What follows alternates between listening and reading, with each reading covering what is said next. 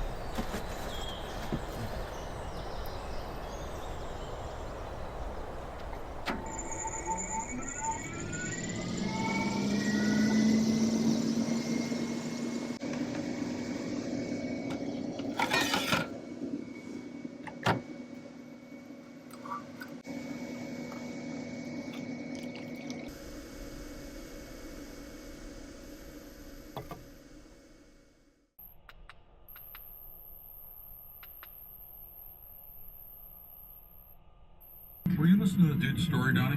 What? Were you listening to the dude's story? I was bowling.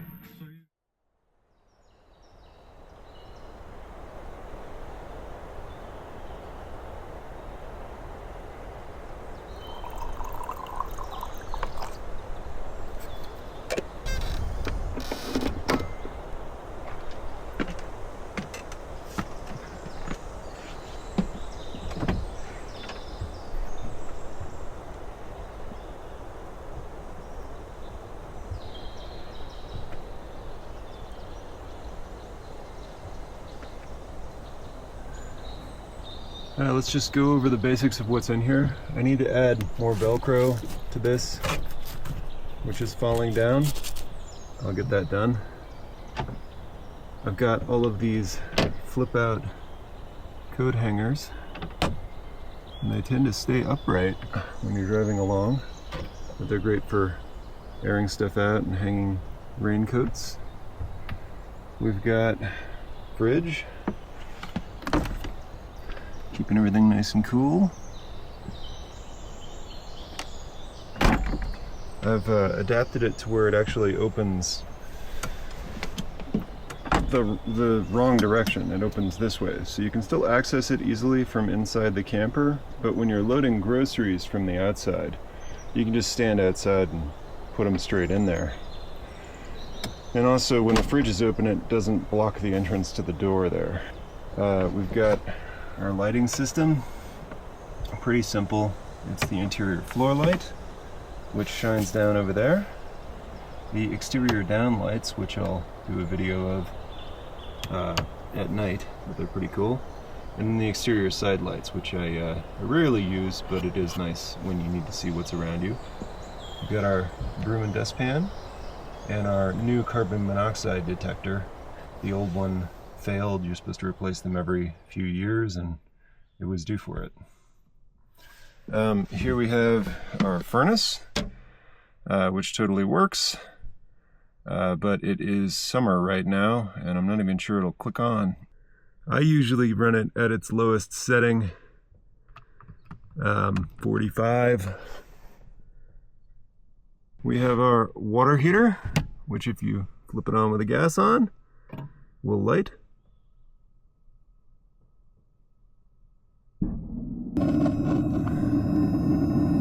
Actually see the flame in there. There is a bit of melting on the ground wires. That's from a time when a spider built a nest inside this tube, and it filled with gas before lighting, so it's important to watch out for it. It hasn't happened since I started storing the camper inside all the time. We've got an almost brand new looking control board.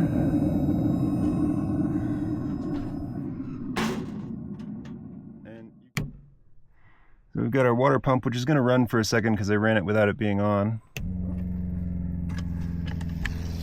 That's in here.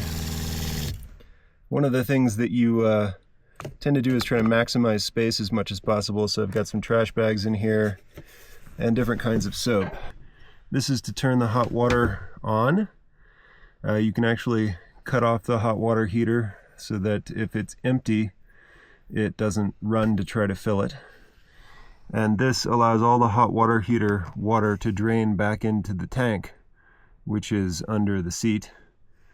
And the reason for that is you've got 3 gallons of hot water in the hot water heater, and if you run out of water, it's nice to be able to drain that water back into the tank to use for other stuff. That's the batteries that are about 2/3 right now after running the fans a good portion of the night and watching a movie and running the fridge all night. So they're in great shape. This is the fresh water tank. It's at about 2/3. I've been camping for about 2 days by myself, typically with a family of 3 in here, taking showers every other day. It'll last about 3 days, but with just one person, you can make it last as long as a week if you're careful.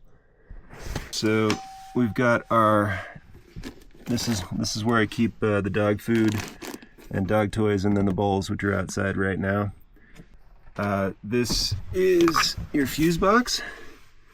I keep a wrench in here for tightening up the turnbuckle nuts. It's rare that they loosen up, but when they do, I like to honk them down a little bit with a wrench. This is your emergency shutoff, all of your fuses, and your main breakers, which don't need to be on because I'm not connected to shore power. This is a little flip-up trash can. It can open that way for when you're working at the sink and want to dump your vegetable leavings in there, or quickly this way if you're just tossing a tissue in there or something. Behind it is a little area of ventilation for the, I believe it's the DC converter. It gets plenty of ventilation this way. It's actually open at the bottom here, so having the trash can in front of it doesn't bother anything. It's got vinyl flooring. It is not dirty. That's just what it looks like. I guess they designed this in order to hide dirt, and it does a pretty good job. I've got a little mat here. It's just a woven mat. We've got our strikers. This outlet only works if you're connected to shore power. I have never used it. I suppose if you wanted to run an electric space heater or something like that, that would be a great way to do it if you were connected to shore power. I just never am unless it's in the garage charging the batteries. It's pretty simple stuff, but you know, it's nice to know which way is on. They light up when they're on and turn off when they're off. But you've got 2 USB plugs here and a 12-volt socket. It's just a regular 3-port 12-volt outlet with several USB ports on it. I use it to charge my phone at night on this long cable. The solar controller works really well, 30 amps. I've never needed more. We've got our sink, which works great. Hot and cold water, drains to the outside. Stove works great. It lights right up. I've never had a problem with it. And I would say that I cook outside more than I cook inside, especially in the winter when all the food smells end up trapped in here with you. It is fantastic for boiling water and soups and coffee. Just try not to grill any steaks or do any bacon here. I made that mistake early on and it smelled like bacon for weeks. When I'm traveling with a family of 3, we put all our bags up here. And off-road, you know, you go off camber and you're constantly rocking back and forth and things fall off all the time. So I just pull that snug, and that rope holds everything in place. It doesn't take much. When the roof is closed, it's resting on top of these. They're kind of sandwiched in. And when it's all 3 of us in here, we just get the clothes we need for the day and then take the bags and throw them into our seats in the truck. And then, you know, when you're done using it, you just loosen it up and it becomes a pretty good place to hang clothes and dry out towels and, you know, all sorts of stuff. If you want to remove them, they're just these little S-clips. They come right off. if it's not your thing, but it works for me. On top of the fridge, we've got this big storage compartment. It holds the cutting board and plates and tent stakes and kid medicine and plastic wrap and aluminum foil, extra rope. So let me tighten this back up because I'm about to get on the road. We've got our bear spray right here. You just grab it and slide it right out of the little holster here. It's actually attached to a little piece of weather strip here that four-wheel campers put there to cover the unsightly gap between panels. It has never moved, it has never fallen out, and it's right next to the door if you need it. The fire extinguisher is right here. There are these old holes here from where it used to be, and it used to be sitting right on top of this thing, and that meant that I couldn't put an extra cushion on there for my daughter when she wants to sleep when this is in couch mode. So I moved it over here, and it's nice and sturdily attached to the aluminum surround for the window instead of just into fiberboard. And I guess I could drill those out and put some plugs in there just because it's a little unsightly, but you don't spend time staring at the inside of the walls of the camper, I hope. We've got all the curtains. There's no mold. I live in Utah. Everything's super dry. I've never had an issue. This is the screen and window. I don't open this very often because there's just so much ventilation up top, and because you can walk into the pointy glass bits on the outside. But it does work. We've got a wired speaker. It's actually USB Bluetooth. It's not battery powered because I hate charging things all the time, and I just want everything to work immediately. So we've got 12 volt power. It plugs in here and it works great. We've got a projector screen. I put it right here, and with the roof shut, it does not move at all. I do have a little bit of a loop here, just so that it can't rattle its way off of the back of the cabinet here. This additional cabinet provides a lot more storage than you would think it does, and it doesn't really get in the way or anything. Right now I've got all my spices and a big jar of honey, way too big, but we bought it at a farmer's market. Bowls, insulated cups, other stuff. And this one we put stuff that we want to access rather quickly from the outside because you can't open it with the roof down. So over here we've got another cabinet. It's handy, although it does take up a little bit of the couch room. Here we've got some cushions that the previous owner's wife sewed by hand, and they just make it to where this is kind of like a little easy chair area. This one cushion is sort of angled, so man, you get all these together, and it's a really comfortable space to hang out in. Underneath these cabinets you have even more storage. It's full of canned goods on this side. And on this side you've got your battery bay. The batteries are underneath here, but I've got towels and more food. And when you're driving, it's nice to have these curtains open. You can actually see out the back window here. I put all these cushions against the window, and that keeps them from falling over. And I just push the table up against them, and then I tighten the table knobs up to where when I'm driving along it doesn't come loose and fly all over the place. I do have a little magnetic light here. It falls off all the time. I'll need to come up with a better solution to that. The bed is very comfortable. It does pull out into a larger bed. There are extra cushions for that. I never bring them. I'm 6'8". My wife is normal sized. And we both fit on this bed just fine. We don't need the extra space. You could pull that out and make it the full queen size instead of what amounts to a full or a double bed. I just haven't ever really cared. The previous owner, who was the original owner, didn't care either. He'd never used them. The cushions look brand new. We've got dual fans front and rear. They both work great.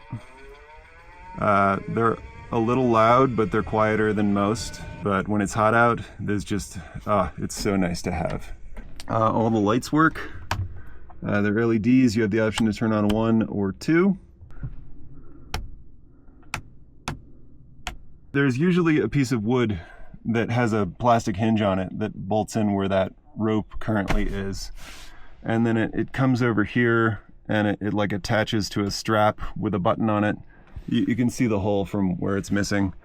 I hit my knees on that thing all the time. I just want to roll over at night and not hit the ceiling, because it comes at an angle from here to here, and I just don't care for it. So what I did was, in order to pull the roof down, I added this rope that you can just climb up and grab and pull, and it cracks it open for you, and you can pull it all the way down. I've had multiple people ask me about mold and mildew and the conditions of the ceiling. The only spots with color on them are where the adhesive from the Velcro has disconnected, and I need to add it back. It's just crud from the Velcro. These little corners flex a lot, and so the Velcro pulls off, and it's just in the heat, the glue dies. So to be honest, I haven't really even noticed that one's missing its Velcro backer. It's kind of sticking to the adhesive.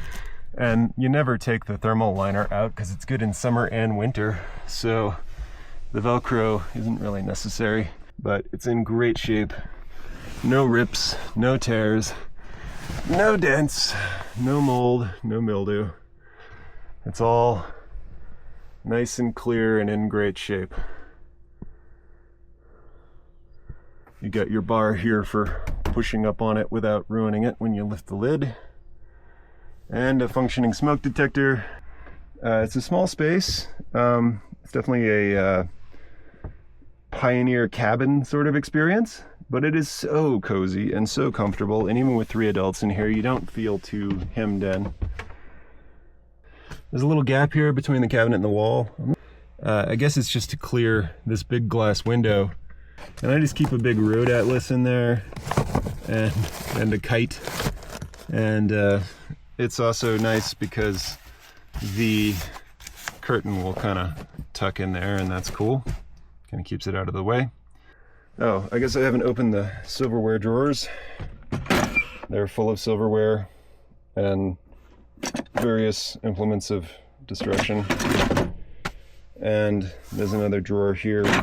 It's just got like flashlights and bric-a-brac and kind of a junk drawer. You'll notice that things aren't super tightly packed. I find that every trip we find one thing that we don't use and take it out. You kind of get obsessed with bringing too much stuff early on, and then you realize after a couple of trips that you just don't need as much stuff. In fact, there's too much stuff in here right now. Under here, I've got another storage compartment. Right now it's just got a sleeping bag and a hammock in it. Making the bed's pretty straightforward. You just loosen the table, which has these big knobs on the bottom. You don't have to overly loosen them, just take them off snug. And this thing is great. It really rotates all around. It goes multiple different ways. This is how you use it when you're using it alone, or you can put it like this and have a little bit more depth, or when you got 3 people in here, you can put it like this and all 3 people get a little section of the table. It's pretty awesome. It just pulls up and out like that. And like I said, don't take it much past snug or it'll try to come apart on you. And then you just drop it right here. It fits absolutely perfectly in that little spot on the floor.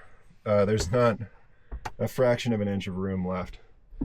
This folds over like so, and then you take your extra cushion and you put it right there, and you've got a pretty reasonable sized bed.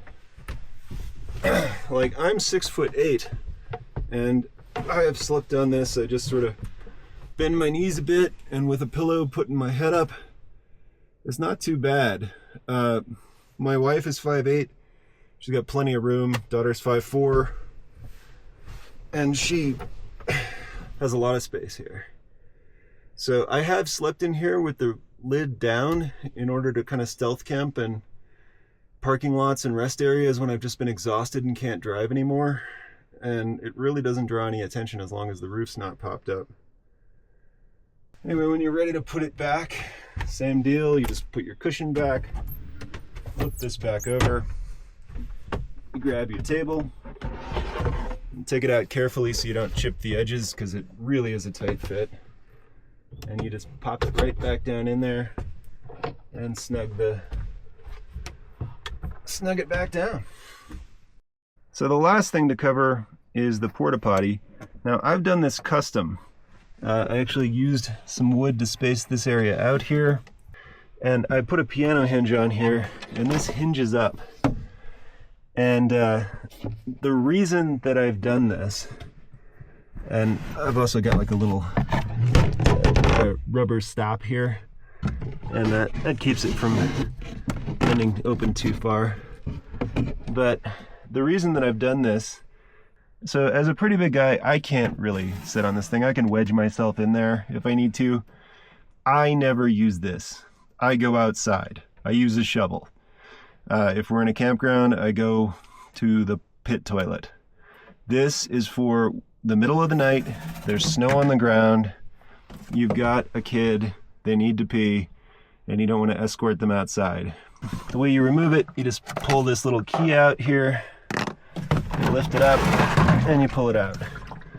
And I've got a wash basin there for when I want to wash dishes outside. It's actually got little steel brackets. It has never once broken loose, even when seriously off-roading. It just stays right there, and we hardly ever use it. Just in the middle of the night when, you know, your kid has to pee or your wife. But you got to have narrow hips to fit between this section.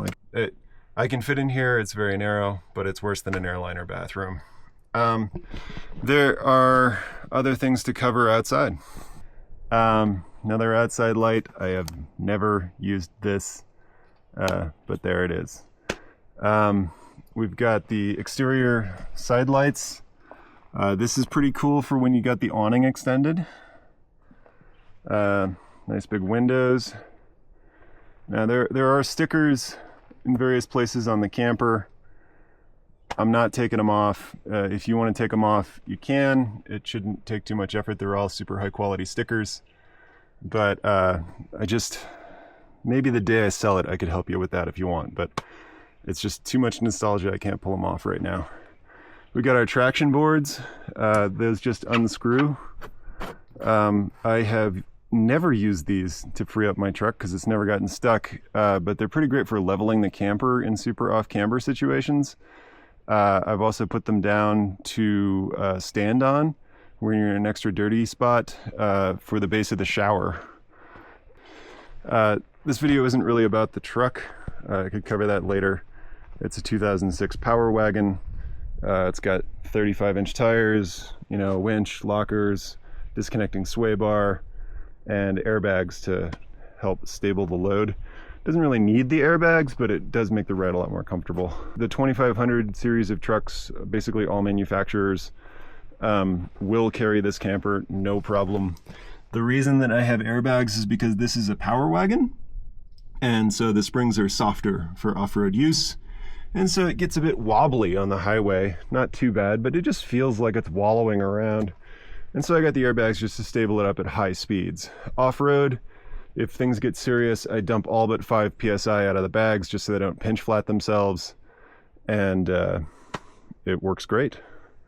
We've got a shower enclosure. It's actually got a roof. You can shower in the rain if you wanted to, or get out of the sun. It's mostly for that. We've got our shore power. We've got a compartment on the outside that I don't really keep much of anything in. It's just got the shore power connector in it. I used to keep more stuff in there, but it just gets all dusty. This is your exterior compartment with all the shower stuff in it. I've got tent stakes in here for the awning, and a hose, and the shower bit, and the filler for the tank, and clothespins, and soap, and a carbon filter for when you fill it with questionable water. I always use it if I'm not home. It's amazing how much you can store in that little compartment. We've got our shower connection. This all works. And then this is where you fill the water. You can connect this to like a hose. I never have, but you can pressurize the system where you don't have to use the pump if you don't want to. And then that's where you pour the water in over the top. This is so that you can close and lock it with the hose in place. You can actually pull that out and run a hose out. Again, I've never done that. And here's your other exterior side light. Because I use this thing in the winter when it's cold, I've got the 40-pound gas struts. People say that they're too much. I have not found that to be the case. When I first got them, yes, it did open the lid. You know, just by unbuckling the buckles, it would just shoot right up. But over the last year or two, it's worn in, and they're just about perfect. It really helps to have the extra help pushing the lid up from the inside, especially if there's snow on it or if you've got skis up there or something. The fabric, it's got a bit of dirt on it. I could probably clean that, but I don't because it's not mildew, it's just a little bit of dirt. I could probably get up there with a soapy rag and clean it off. I just never have. And the reason for that is I kind of don't want to ruin the waterproofing, and I figure the more I mess with it, the more it's gonna irk the waterproofing. But that could just be me. Maybe I'm a moron. I don't know, but it doesn't get too dirty, and it's in good shape, and it's still very waterproof. I've been in this thing in the pouring rain recently, and it's been just fine. Got your other marker light. These are pretty cool. They're on the other side too, so I'll show those. These steps, a lot of people say they're an unnecessary add. I was the second owner of this. I didn't spec them, and I probably wouldn't have. Boy, are they useful. Sometimes you get tree branches stuck up there. You can put skis up on the ski rack up there. Like, it's really handy just to be able to step off this ladder and then go 1-2 step and get full access to the roof. It's nice when you get stuff stuck in the vents. It's really handy. And then I'll do a video of the big batwing awning opening up later. This thing has been down some really tight trails, and I am so impressed with how well it's held up. There are scratches, there are some pinstripes. I guarantee you those would polish right out if you cared. They're barely visible from 5 to 10 feet away. You can even see my reflection in this thing. I power spray all the bugs off of it at the end of a trip, but other than that, I've never polished it. I've never done anything with it. Bugs die here.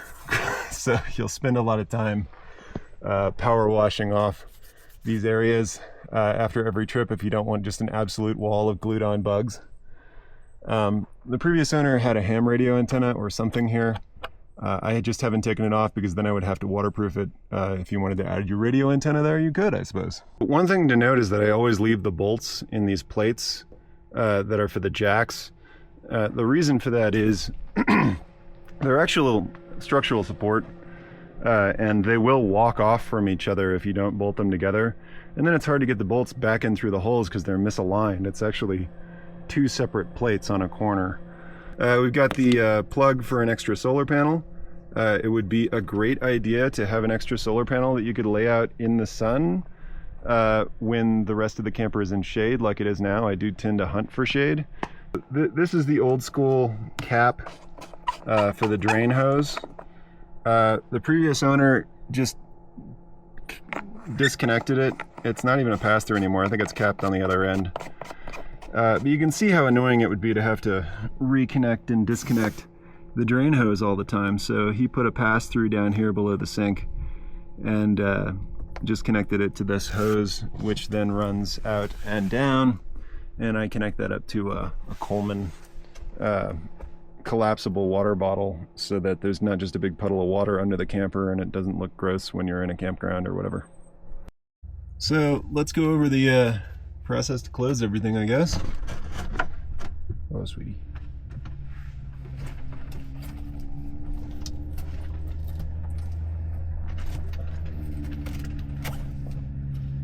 There are 3 layers.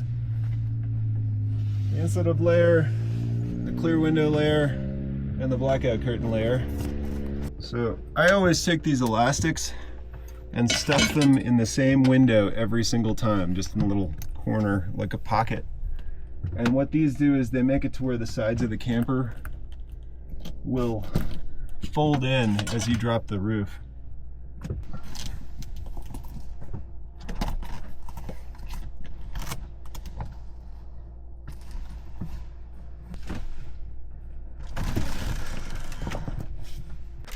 And you just pull that sucker down, and as it comes down, I like to put my hand over here and just make sure that this piece of fabric tucks upward and stays out of the way.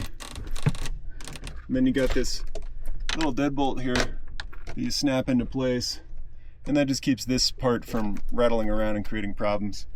Now, the reason I tuck that piece of fabric up in there is so that I can still open and shut that cabinet for when I need sunblock or tissues or whatever. All right, the buckles are easy to do. It's helpful if you're short to use the ladder. You can just bring the ladder around and do all the buckles with the ladder. On a 35-inch tire truck, these are kind of high up there. Over here, you can open the door and step on the sill of the truck to get to this stuff to latch it.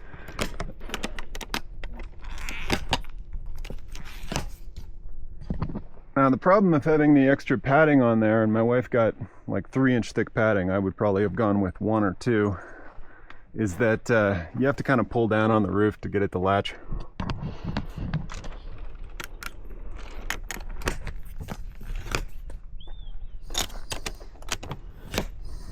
Now here's the one major flaw.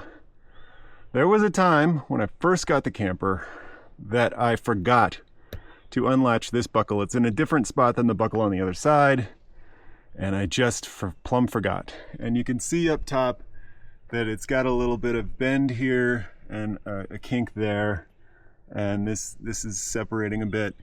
It has never leaked. I would 100% tell you if it leaked. I'd be super pissed if it leaked. I would have fixed it if it leaked. It does not leak. All of these little bits had end caps in them. I've replaced them I don't know how many times. When a tree branch grabs the edge of that thing, it just pops them right out. There's only one left. I had a bag of them, but I just gave up. Up here, we've got some T-track. It works with your standard Yakima or Thule attachments, and you can add a ski rack or bike racks. If you add bikes to the roof of this thing, it gets crazy heavy. It's possible to lift, but I wouldn't recommend it. Plus, you end up scraping them off with tree branches and stuff. I'm astounded that these are still here. They've been super robust. If you're trapped in the rain, it is so nice to be able to run the vent fans without any water coming in them. The solar panel isn't cracked. There's nothing wrong with it. Works great. I'm sure newer ones are better, but every so often I get up here and wipe it off with a towel and it continues to work just fine. Way up front there is a crossbar that I have never used for anything. I think if anything, it just kind of keeps the roof of the camper from getting messed up any further by stuff scraping along it, but you can see the big kink over there from where the roof bent and from where I bent it back into place. And yeah, it's not pretty, but it is what it is. And no, you do not have to replace the whole roof unless you're super into cosmetics, in which case, why are you buying a camper that's made for going off-road? The previous owner used to put like these ocean-going kayaks up here, which I don't think you can do with these in the way. You could probably put one on here, but that's why he had the big aluminum rack. There are rare instances where I'll get something up on the roof, or I have to adjust something, or if I have to wipe off the solar panel.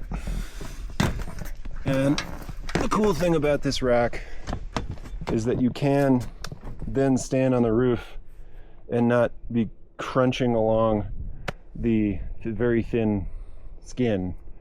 Like you gotta be careful where you put your feet, but you can absolutely get down on your knees and wipe off the solar panel if it's particularly filthy. You just gotta place your foot there, and then your other foot will find the other sip, and down you go. It is so rare that I use these, but when I do, it comes in handy. Also, they're great for drying towels and swimsuits. And then on the door, you've got your stainless steel deadbolt. Works great. I dig it. Every so often, I blow the lock cylinder out with some lock cleaner, but I don't have to do it very often. I never, ever, ever lock these. These fail. Like, yes, it's got a little teeny tiny deadbolt in it. But why do you need that when you've got that? It's not going to add anything. All it does is make it to where you need 2 keys to get in. So don't ever lock that. It perfectly is fine as a door latch. It's a terrible deadbolt. And these keys are notorious for stopping working. They just get crammed full of dirt and they don't work anymore. Somehow this one stays okay, but these I never ever use. And then it slides in, and there's a bracket that I've installed forward that holds the front. And then I put a bungee cord around the side and hook it to this nice strong eyelet. And this thing does not go anywhere when you're off-road. You don't want this ladder rattling around and wearing holes in your floor. And also it makes it to where you can get in here if you need to with the ladder in, which I've done. And on top of that, if you want to throw stuff in that little cubby, I've done that before, and it doesn't roll around everywhere. But you can see the little bracket that I've added up front there. It just locks right in there.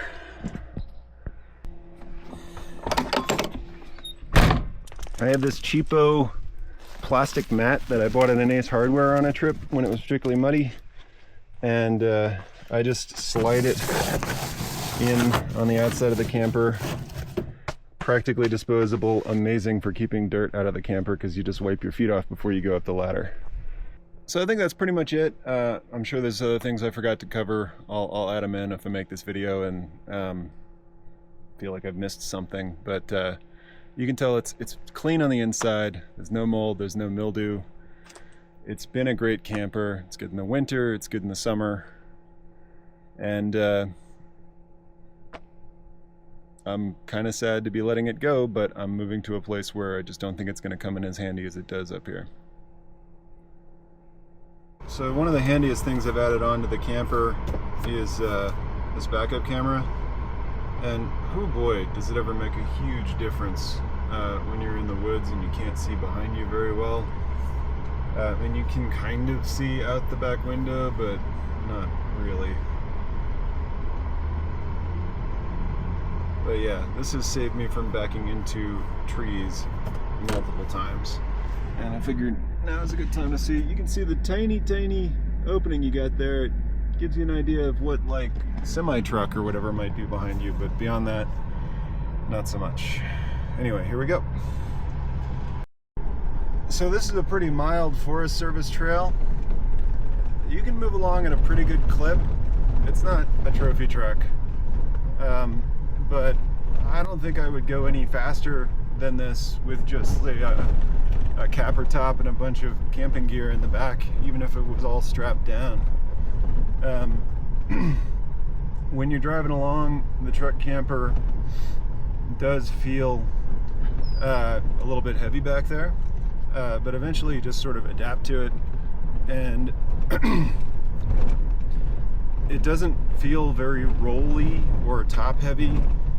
You just know that the back isn't, you know, it's more planted than it otherwise would be. Frankly, having a little bit of weight in the back of a truck when you're off-roading isn't the worst thing in the world.